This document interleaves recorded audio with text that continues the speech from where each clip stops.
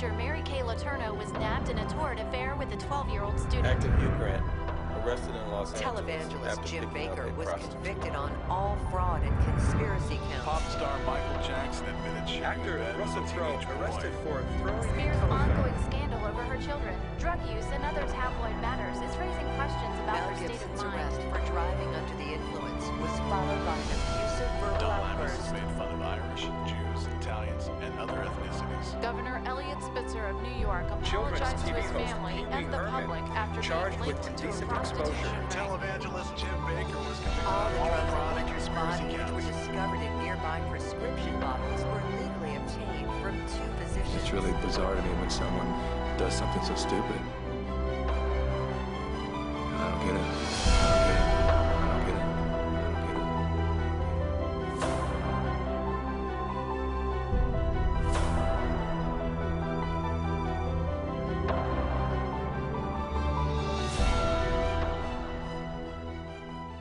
25 years ago, I woke up on a cold marble floor, and I had passed out after a night, I should say another night, of drugs. But something had shifted, and I knew that if I didn't make a dramatic change in my life, that I was going to die. And I called my mother and I said, I need to go back into treatment. And I had already been in treatment 3 or 4 times. All these other times, I left. On day 10, I started to feel great. I'm drug-free. I'm not like any of these people. I'm out of here. And I would pack up my little bag, put my little arrogant suit on, and march myself out of treatment, and I was free. I was going to make it to the other side. By day 6 or 7, I'd be on the phone looking for my drugs and end up right back in rehab.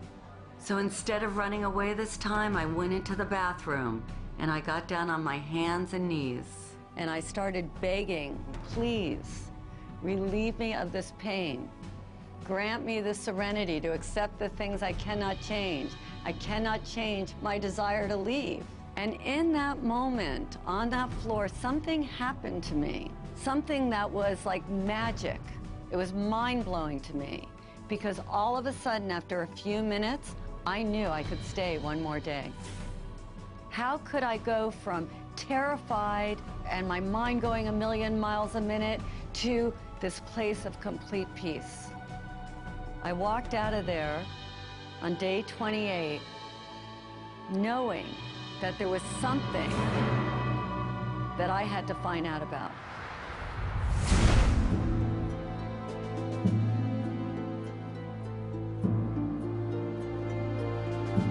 The shadow is dark, it's secretive, it can be dangerous. Shadow is everything that we don't want other people to see. Things we hide, things that we lie about, not only to others, but to ourselves. And they are the sort of monsters that come out of the caves in the middle of the night. It is that dark, intrinsic side of us that each and every one of us tries to hide. Because we've been told from such an early age that these are not acceptable components of who we are. To have one aspect of the soul, you have to experience the other aspect of the soul to counterbalance it. Hello, darkness, my old friend. I come to talk to you again. Yeah, they were talking about the shadow. The only time you don't have a shadow is if you're standing in the darkness. The shadow shows up in so many ways. Writing bad checks, drinking too much, cheating on our tax returns, dipping into our expense account or the family trust, eating chocolate cake in the middle of the night after 3 days of dieting and depriving ourselves, screaming at our kids or verbally abusing our partners after being the nice guy at work all day, surfing the internet and visiting porn sites while our wife makes us dinner, cheating on our husband while he is hard at work trying to provide all the extra pleasures in life for our family, stealing our co-workers' ideas and claiming them as our own. The shadow is made up of the thoughts, emotions, and impulses that we find too painful, embarrassing, or distasteful to accept. So instead of dealing with them, we repress them. Right now, hundreds of millions of people are living in denial of their individual shadow. And all of us are being affected by the collective shadow in more ways than we can imagine. The collective shadow manifests as evil, as war, as terrorism, as social injustice, as radical inequities in our economic status. You know, right now we have 50% of the world living on less than $2 a day, 20% of the world living on less than $1 a day. We are totally in denial of the fact that this is also a manifestation of our collective shadow. Why? Because people in social institutions, financial institutions, political institutions, corporate institutions are in total denial of the shadow energy. They don't even understand it. Even what we call evil in the world is the manifestation of our collective shadow, turned pathological, repressed, in rage, in denial. People who express self-righteous morality are usually the ones who have the darkest, deepest shadows. The shadow of the Catholic Church, which pronounces on homosexuality as evil and calls gays sinners, while hiding pedophiles in its own clergy. These are all expressions of the shadow. The entire trajectory of human history at this point is like the Titanic. It is headed for an iceberg. It is going in a direction that is unsustainable, and it is going in a direction that is unsurvivable. If not for us, then at least for our children or our grandchildren. And from an archetypal perspective, each and every one of us is the captain. And the temptation is, it's too painful. The temptation is to just distract ourselves. The temptation is to pretend it's not happening. Or the temptation is to go into cynicism. Or the temptation is to just go into anger and indulge that and not do anything. And each and every one of us are challenged at this point. Don't be the captain who just goes downstairs and goes to sleep. Everything that expands has got to contract. What goes up's got to come down. People are going to be confronted with their shadow all of a sudden. They've been living high, living wonderful. Everything's been exorbitantly exuding, and now suddenly there's going to be a contractive phase. And if you haven't met yourself, if you haven't done your self-work, if you haven't been on the inside and done some exploration and cleaned up, you know, cleaned your house and detoxed it, you're going to be in trouble.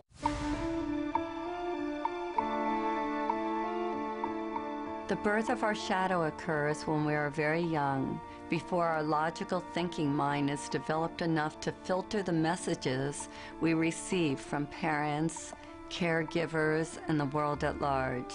Even if we had the best appearance, we inevitably got shamed for displaying certain qualities and received the message that something about us was not okay, that something was wrong with us, or that we were bad. You greedy little toot, how are you going to eat all those before dinner?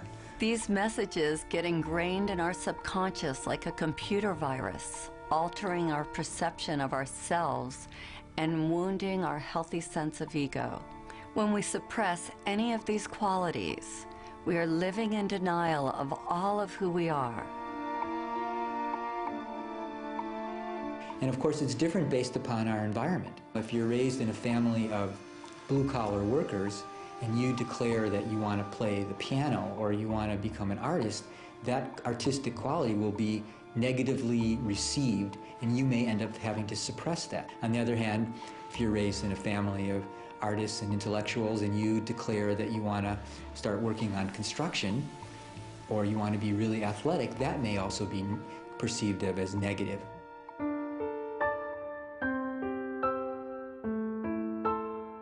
We try with all our might to pretend that we are not that which we hate. In fact, proving this is an all-important task for the wounded ego. A task which the ego believes is vital to its existence. The wounded ego must hide all that we believe is unacceptable about ourselves. To accomplish this task, it constructs a mask to prove to others that we are not as defective, inferior, worthless, and bad as we might fear we are.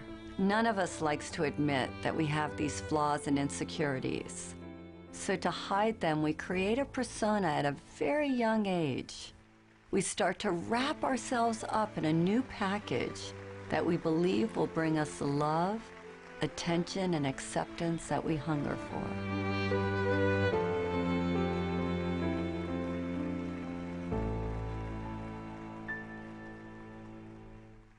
We create personas so that we can belong.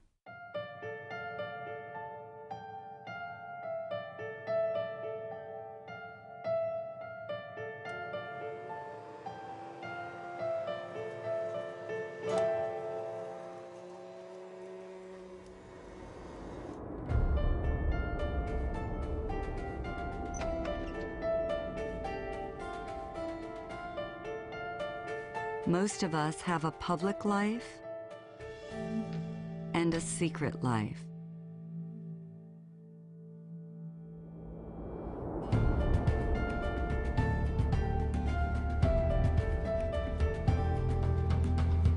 We work hard to feel good about ourselves, and a moment later, we do something to sabotage those good feelings.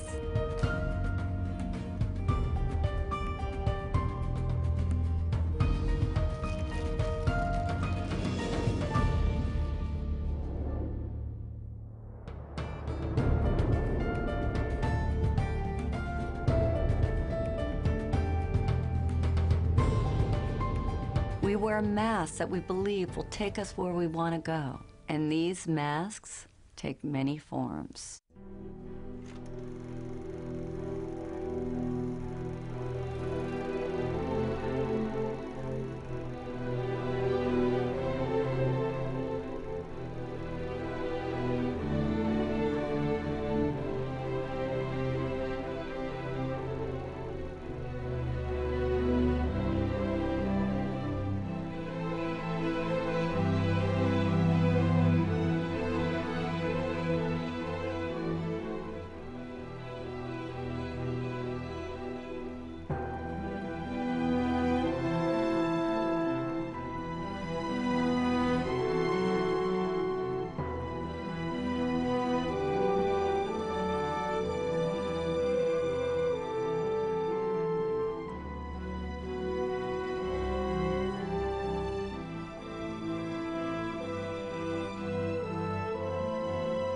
Which one do you wear?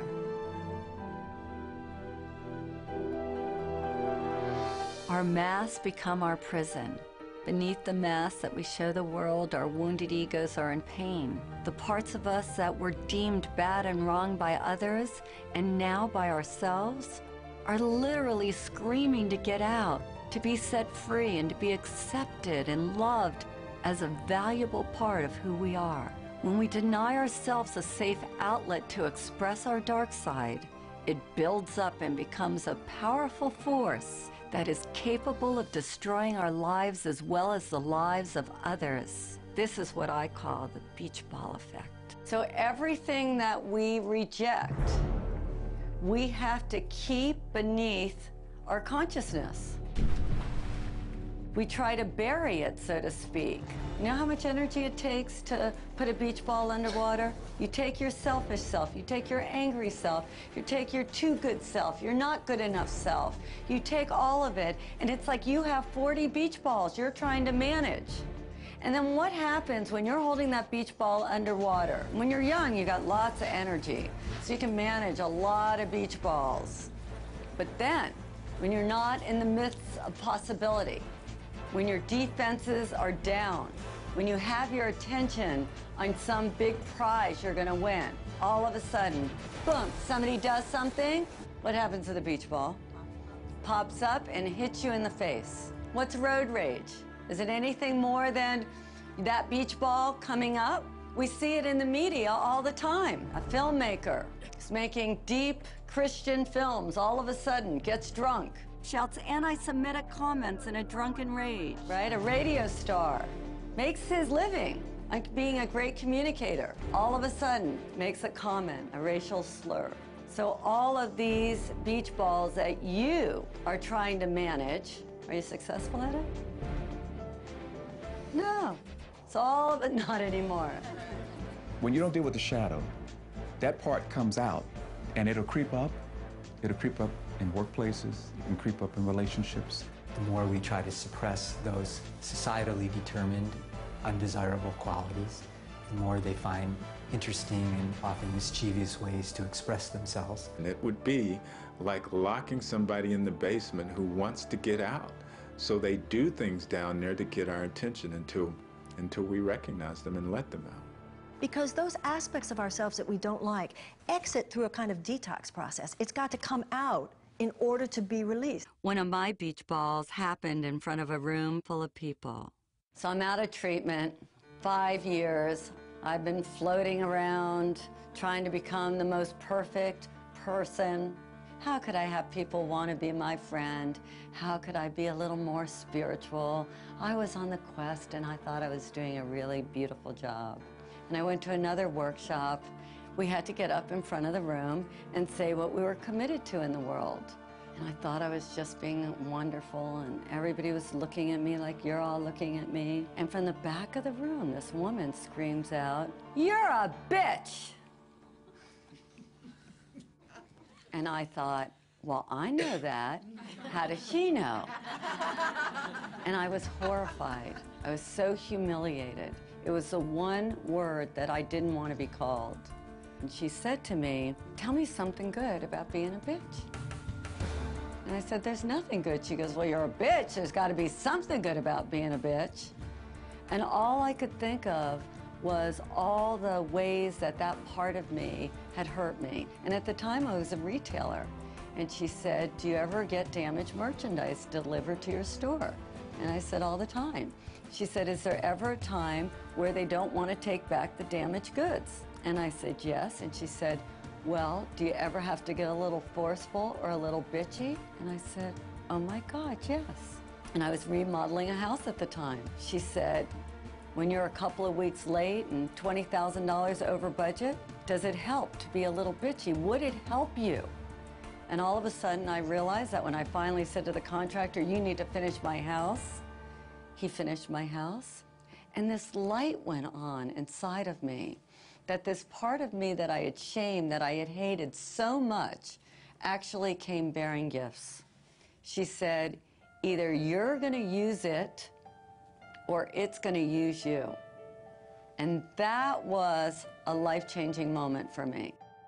When we fully understand the human soul, we find that it's a place of ambiguity, of contradiction, of paradox. All experience is a result of contrast, light and shadow, pleasure and pain, up and down, backwards and forwards. In order to have manifestation, you need opposing energies. You need your enemies to be who you are.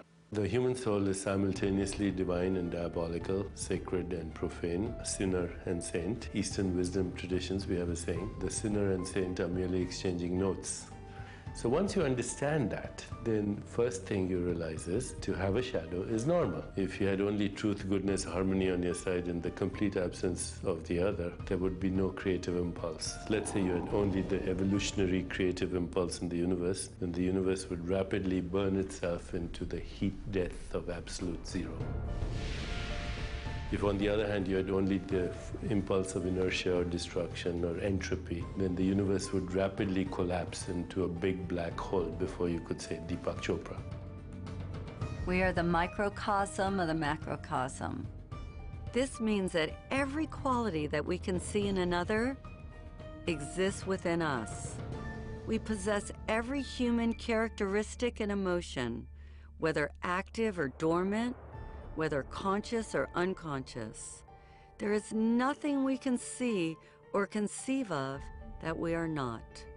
We are everything, that which we consider good and that which we consider bad. How could we know courage if we have never known fear? How could we know happiness if we never knew sadness? How could we know the light if we didn't know dark? All of life is based on the coexistence of these pairs of opposites. Our shadow is forever hiding from itself. Rather than confront our own darkness, we project these unwanted qualities onto others. When we are projecting our shadow selves, it sounds like this. "She's so self-centered. He's so full of himself. These people are idiots. What a loser." Afraid of our own unworthiness and simultaneously afraid of our own greatness, we unconsciously transfer these qualities onto another rather than owning them ourselves.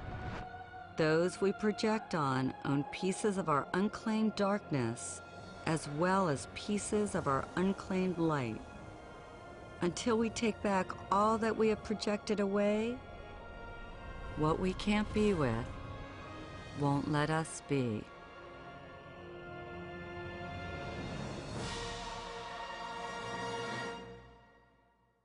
One of the most frequently asked questions I get is, how do you know if you're projecting?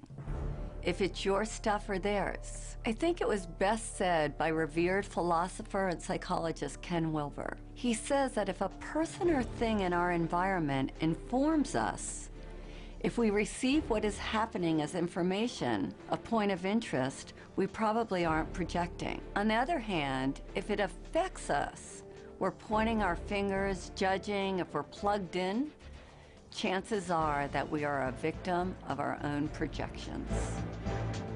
Think of someone from your own life who disgusts, annoys, or repulses you, and think of the qualities about them that you most hate.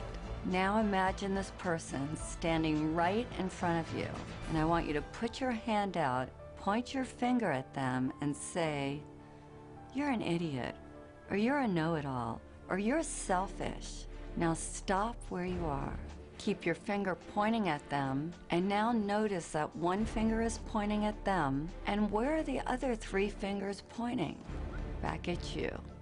This is the phenomenon of projection. Instead of acknowledging the qualities within us that we dislike, we project them onto someone else. We project them onto our mothers, our kids, our friends, or even better, some famous public figure who we have never even met. If I asked each of you what you love about these people, you would each have a different response. The people that you hate also represent some aspect of yourself that you don't own. Notice what you think and feel as you look at each of these people.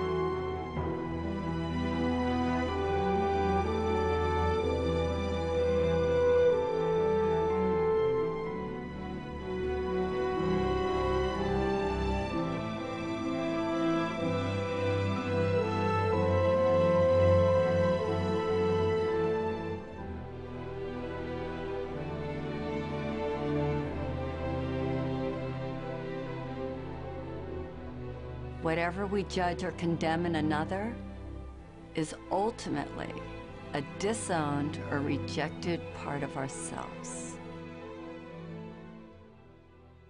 I was watching the events of 9/11 on TV with a friend of mine, and after that we were driving down the street. I turned to my friend and I said, "You know, from now on, the Arabs are going to be the new blacks. They're going to get the brunt of a lot of projections that blacks have carried in this culture for a long time." Now, a lot of times, blacks react. We react to those projections, and we project back.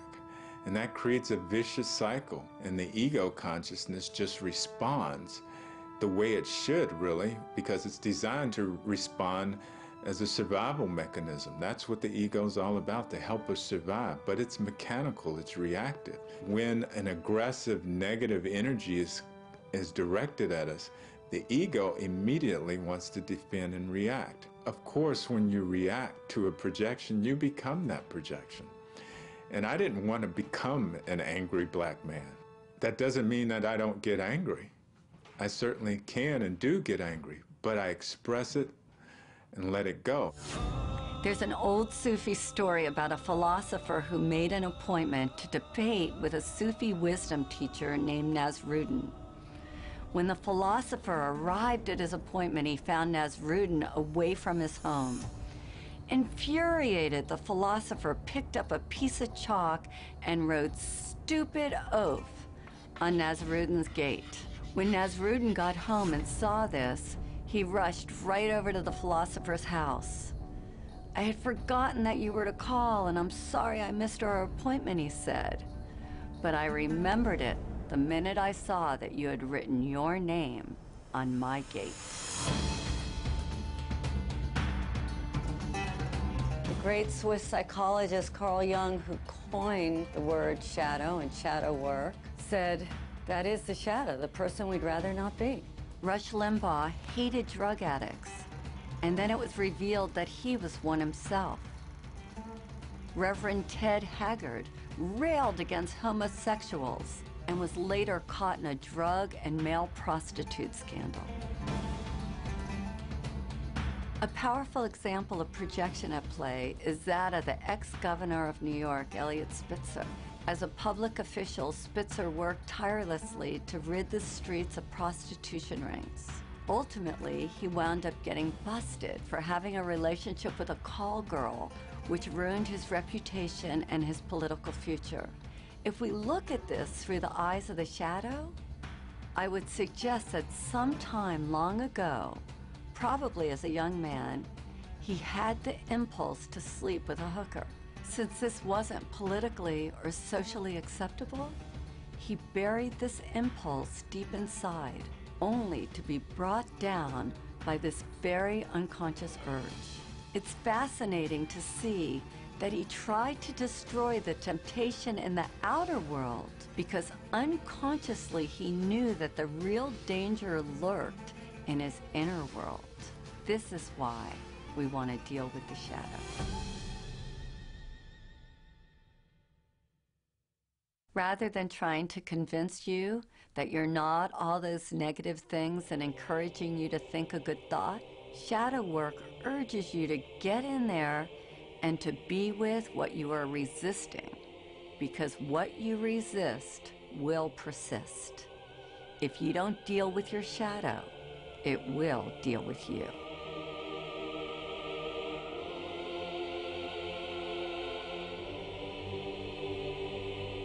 The cost of ignoring a destructive pattern is that you're going to self-destruct. You will implode rather than explode. You know, my training is as a neurologist, so I've spent well over 3 decades studying how the nervous system organizes this information. And it's really quite interesting when you look at the fact that really, even though we think of having one brain, we actually have 3 different brains. We have this very primitive brain, which some people call the reptilian brain. And if you look at a reptile or look at a crocodile, it really just has 2 responses, on or off. So if you ever watched a crocodile trying to eat a wildebeest, it seems to be very quiet and suddenly it explodes and then it goes back into its quiet state. So that response is really a very basic survival response. But the mammalian brain, which is sometimes known as the limbic brain, has created a modulating effect on that reptilian brain.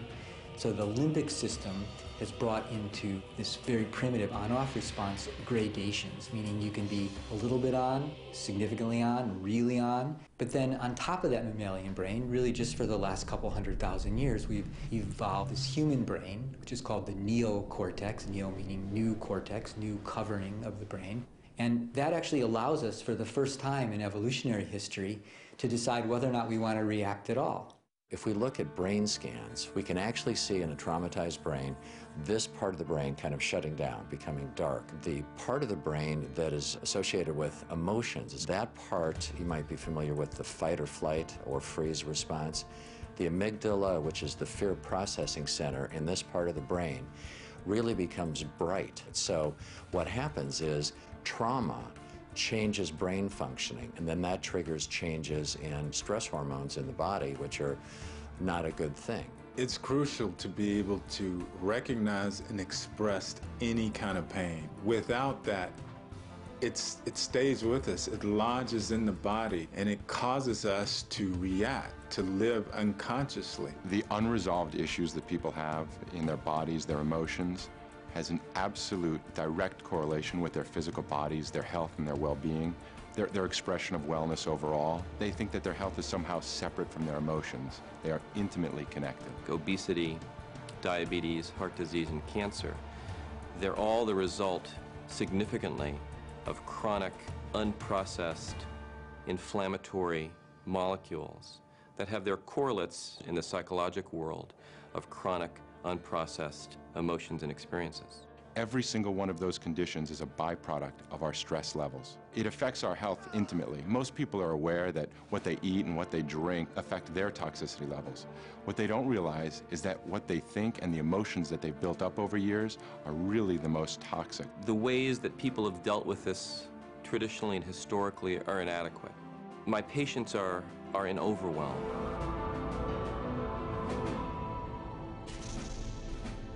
This is not new age mumbo jumbo. This is actually hard science. The science here now is indisputable, that thoughts, that emotions affect the organs of the body. We have to be mindful with every single thought that we have every single day. How do we want to create our heaven or our hell? How do we treat one another? Because we are the source of everything within us. There is a poem by Rumi called The Guest House, which in many ways describes the human journey. This being human is a guest house. Every morning a new arrival, a joy, a depression, a meanness, some momentary awareness comes as an unexpected visitor. Welcome and entertain them all. Even if they are a crowd of sorrows who violently sweep your house empty of its furniture, still treat each guest honorably. He may be clearing you out for some new delight. The dark thought, the shame, the malice, meet them at the door laughing and invite them in. Be grateful for whoever comes, because each has been sent as a guide from beyond. Repressing our anger may seem like a good solution, but pretty soon we run out of places to hide. Divorce, stress at work, financial trouble or tension within our families provoke the shadow until finally it erupts. The ancient Vedic text known as the Bhagavad Gita states that man should discover his own reality, not thwart himself, for he has himself as his only friend or as his only enemy. But if he rejects his own reality, the self will war against him.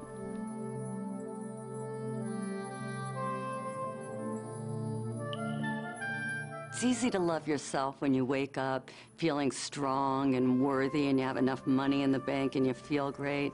But how do you love yourself when you feel broke or when you've been hurt or abused? And that sets up the conflict, which as we get older, those wonderful forces that we've locked up in our shadow are rattling the cages.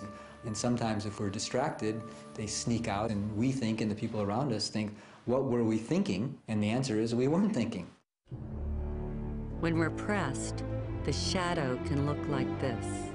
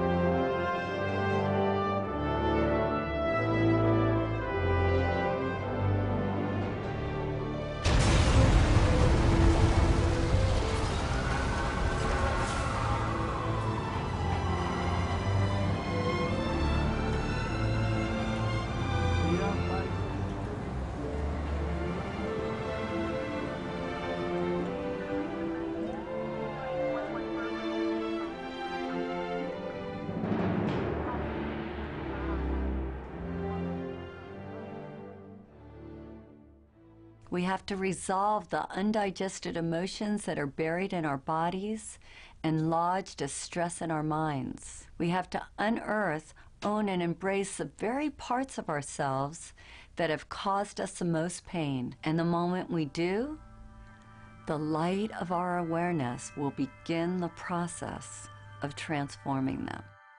We think we're alone. We think we're different.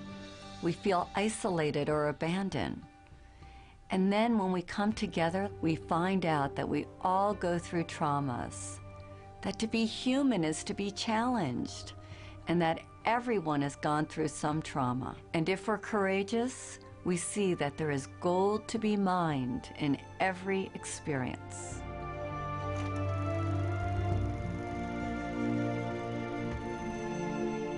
It's very interesting because I don't remember a single day where my mother was not drunk, you know, and I had to live through this. And I didn't understand it. Very, very confused by it all. Why is this happening? Why is this happening? Who are you? Because as she would drink and as she became into that space, I knew I didn't know her. And I just wished she was dead. I said, I wish you were dead. Wish you were dead. I wanted the pain out of my life, Because you don't belong here. Whoever you are, this intoxicated person, and as a child looking at this, because my father wasn't there either, I had to figure this out. But all I did was wish she was dead, right? Well, not until 30, 40 years later, after she had passed over, she lived many, many years after that, and after getting involved in this work, I realized that that was indeed one of the most incredible blessings of my life. I learned from that situation about compassion, and I learned about forgiveness. And that's a pretty big one to have to learn about forgiveness. You know, we see these things as horrific experiences, terrible experiences, dark experiences, when in truth, they're really enlightened experiences because they help us to be who we are. They help us to be compassionate. They help us to be forgiving. They help us to look at someone very, very differently. What doesn't kill us makes us stronger. At a certain point in life, it's about saying, I have been through what I've been through. I've succeeded in some ways, perhaps, but I've also failed in some ways. I've been strong at times, but I've also been weak at times. I've gotten some things right, and other things I've gotten wrong. And some things have gone well for me, and some things have been damn awful.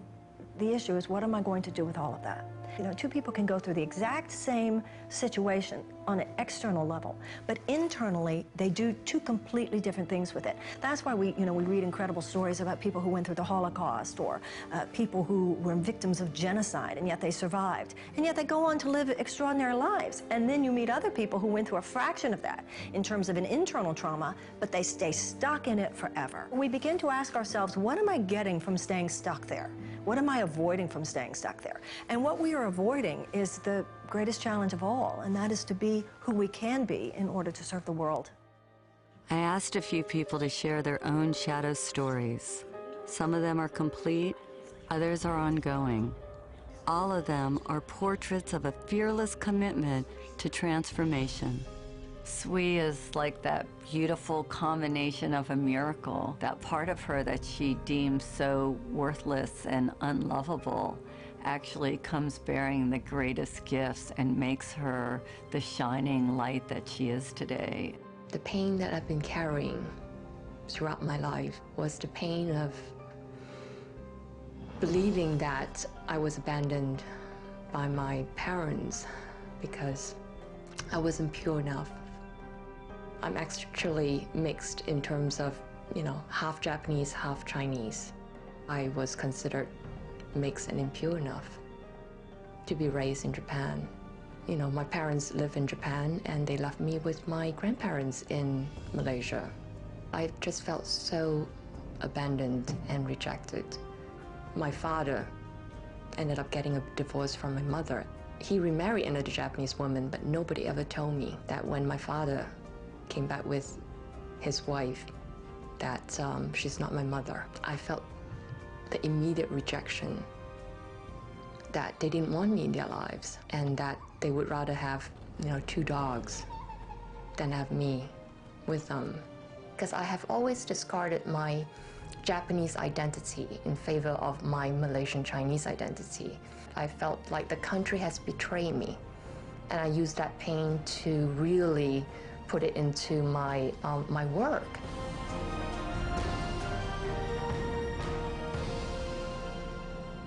I heard the project was in trouble in Japan, And I volunteered to go to Japan to fix this problem because I know that I could do it.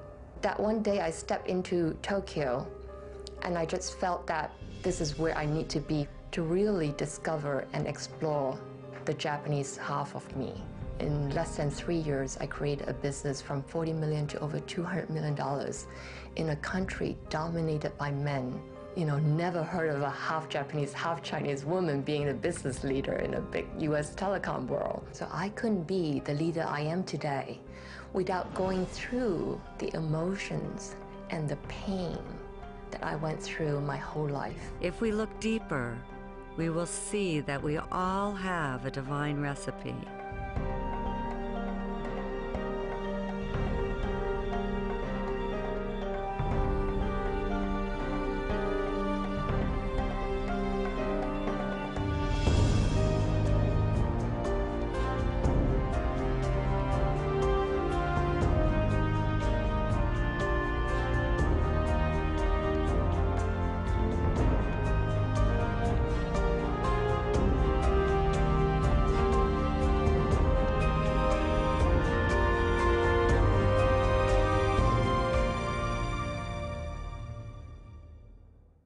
All of us have shame about things that have happened to us. We've all gone through difficult times.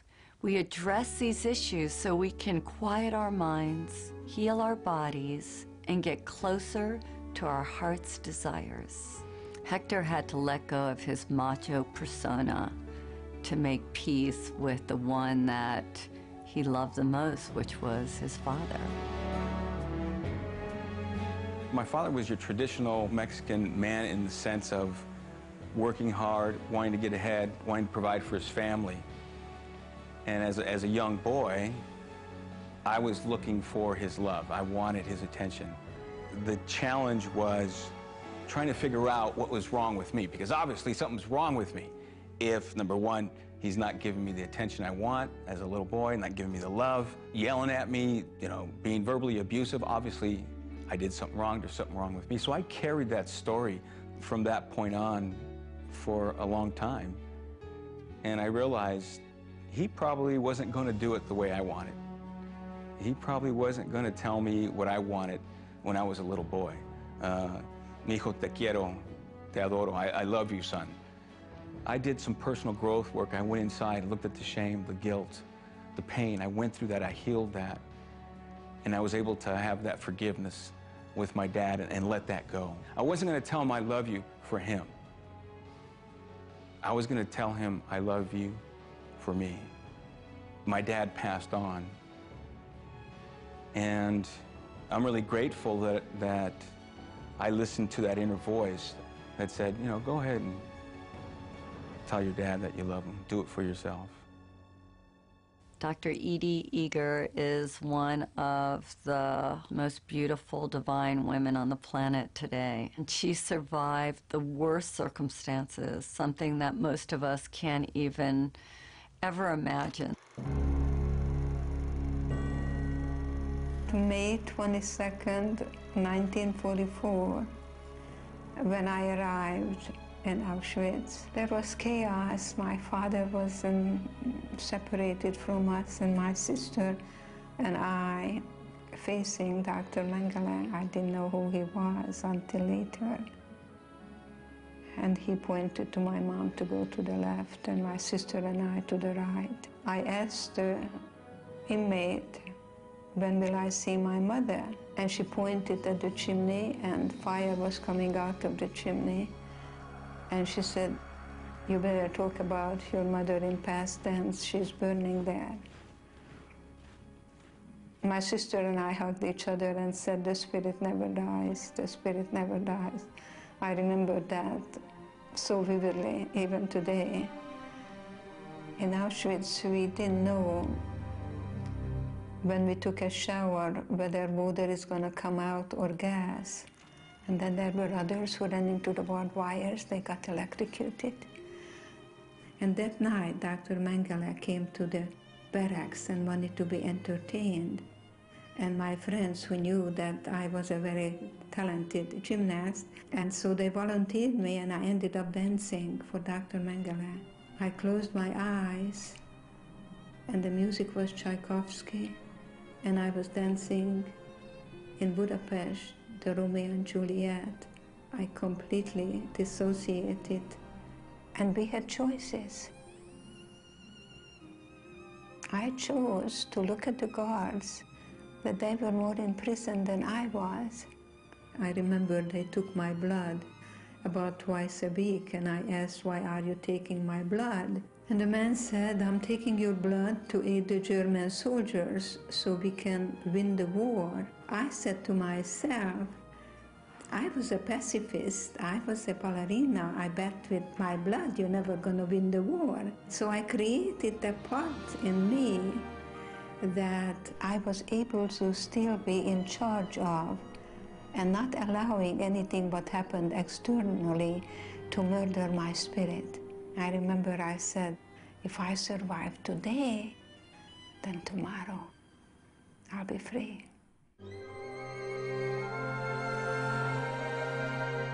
I remember when Marita came to the shadow process and everybody was looking for the negative qualities they needed to embrace. Marita couldn't even say hers, and I kept asking, what is so horrible that you can't even say it?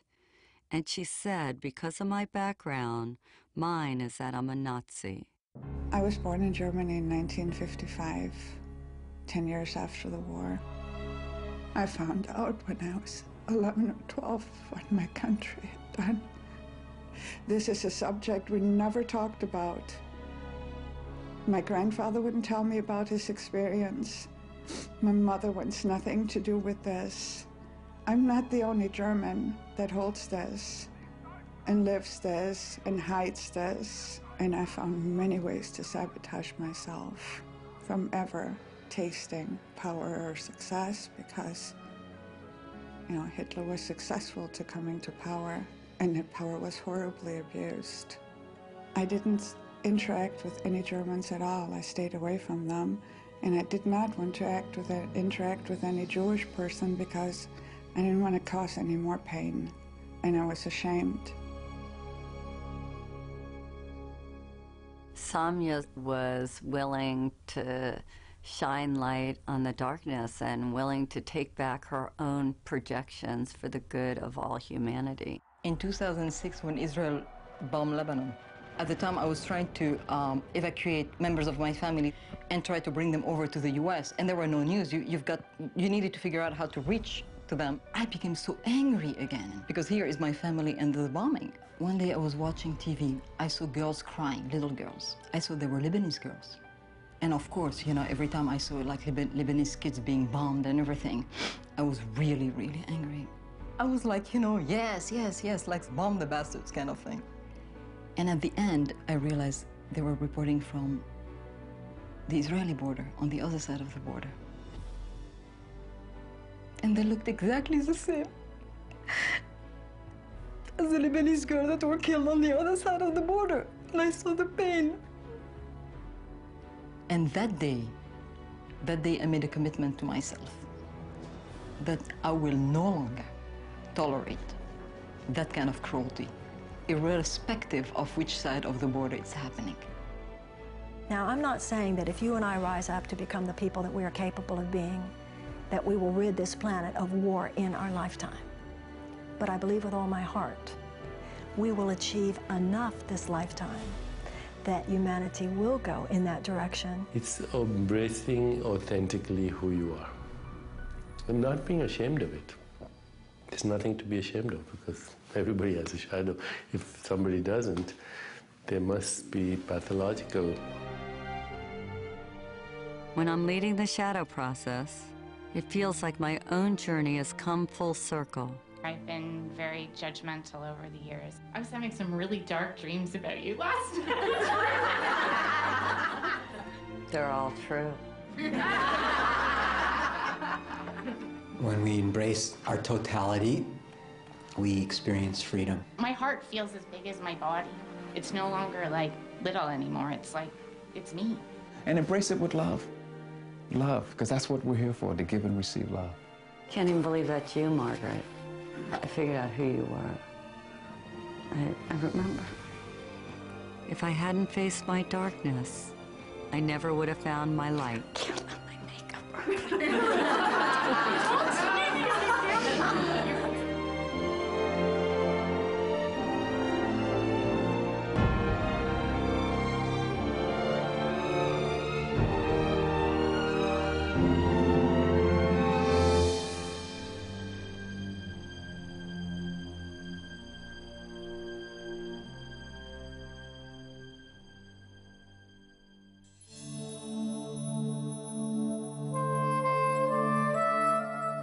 Our deepest fear is not that we're inadequate.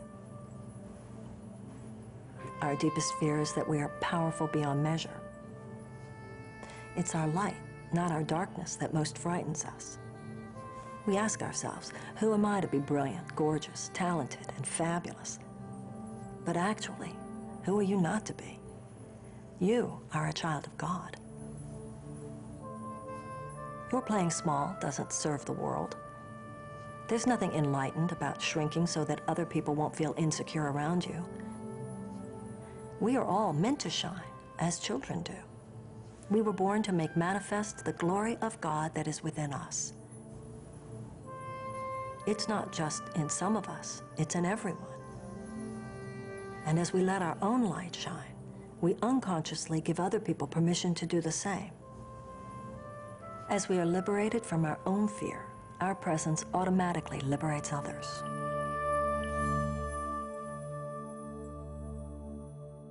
Consider the story of the Golden Buddha. In 1957, a monastery in Thailand was being relocated and a group of monks was put in charge of moving a giant clay Buddha. In the midst of the move, one of the monks noticed a crack in the Buddha. Concerned about damaging the idol, the monks decided to wait a day before continuing with their task. Later on, one of the monks came to check on the giant statue. He shined his flashlight over the entire Buddha, and when he reached the crack, he saw something reflected back at him. His curiosity aroused, the monk got a hammer and a chisel and began chipping away at the clay Buddha. As he knocked off piece after piece of clay, the Buddha got brighter and brighter. After hours of work, the monk looked up in amazement to see standing before him a huge solid gold Buddha. Historians believe the Buddha had been covered with clay by Thai monks several hundred years earlier before an attack by the Burmese army. They covered the Buddha to protect it. In the attack, all the monks were killed. So it wasn't until 1957 that the great treasure was discovered. Like the Buddha, our outer shell protects us from the world. Our real treasure is hidden within. We human beings unconsciously hide our inner gold under a layer of clay. All we need to do to uncover our gold is to have the courage to chip away at our outer shell, piece by piece.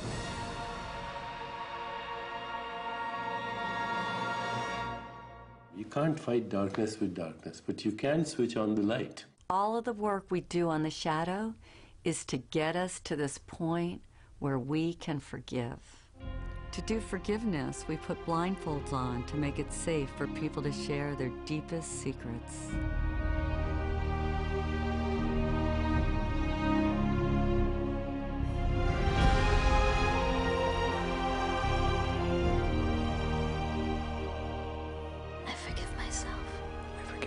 I forgive myself for not finishing college. I forgive myself for beating up my sister.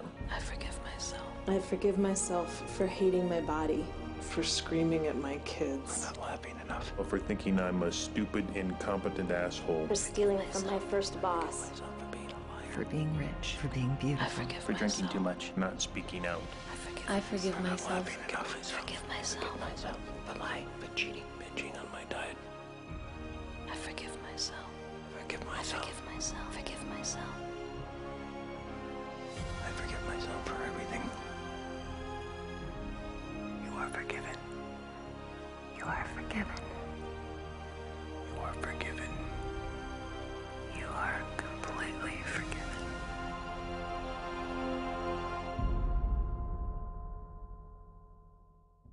I think a lot of people are very afraid of their shadow. They don't even want to consider that they have one. Brent is one of the holiest men that I know, and he is so spiritually evolved because he uses the pain of his past to be the greatest expression of himself today. This story really began for me when I was 9 years old, and I was attending a summer camp that was managed by an order of religious men. During that summer, I was molested by one of the religious men. I remember that experience being a beginning of a split for me, from myself. It happened a number of other times during that period of time I was at that camp. I was always afraid that that guy was going to come in the middle of the night. I even went so far as to borrow a knife from someone that I kept under the pillow. This is a 9-year-old kid. I remember I just felt like some part of me died at that time. I went on with my life, holding on to that secret, holding on to that shame of not really being connected with myself anymore.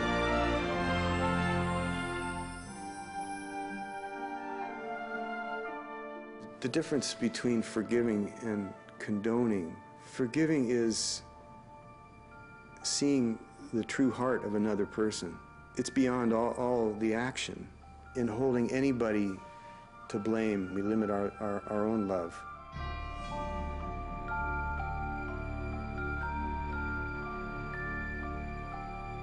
People need to know that they can get help,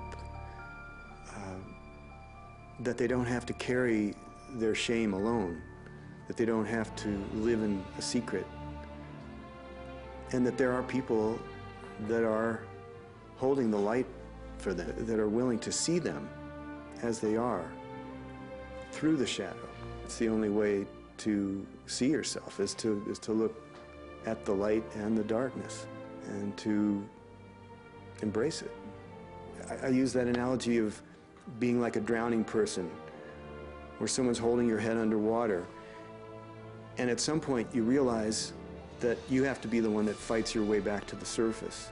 What happened to me as a child has given me a real depth of compassion, which I'm so grateful for, because it's so clear to me when I work with people how they're suffering, how they're hiding, and it's been the greatest gift of my life that I'm in a position where I can honor people in that way. I'm just so grateful to be able to connect with people on that most vulnerable level, that deepest level of the soul. I regained my faith because I asked for it. Forgiveness doesn't happen in your head until it happens in your heart.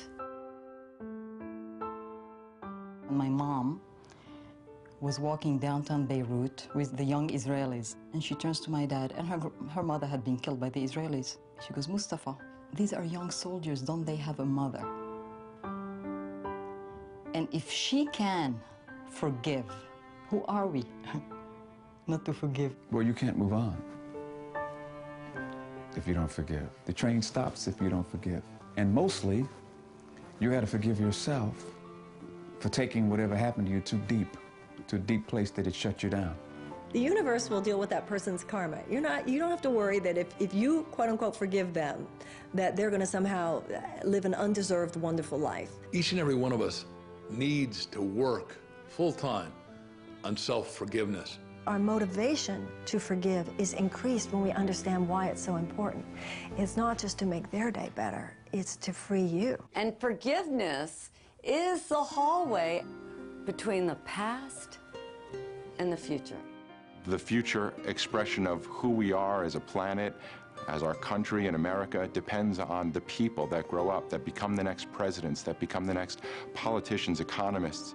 We want to make a difference. We want to somehow get it right, to feel like we did, or at least we tried to do what we came here to do. That is the gold that is being mined today. But that's because the world is growing. We are entering a new age.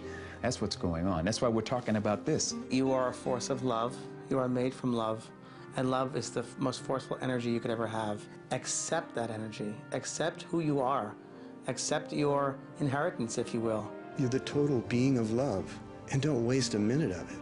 I've come full circle, and this is the external of what was going on inside of me.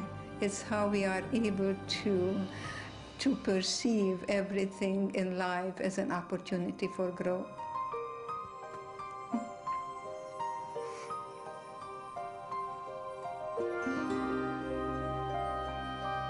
I got married, I have 3 children and 5 grandchildren and 1 great-grandson, and that's the best revenge to Hitler. You are here. You and I are here, yes.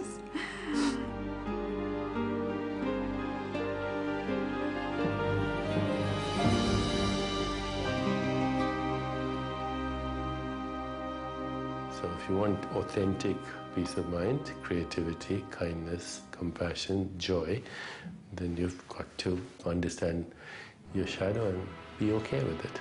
Celebrate it.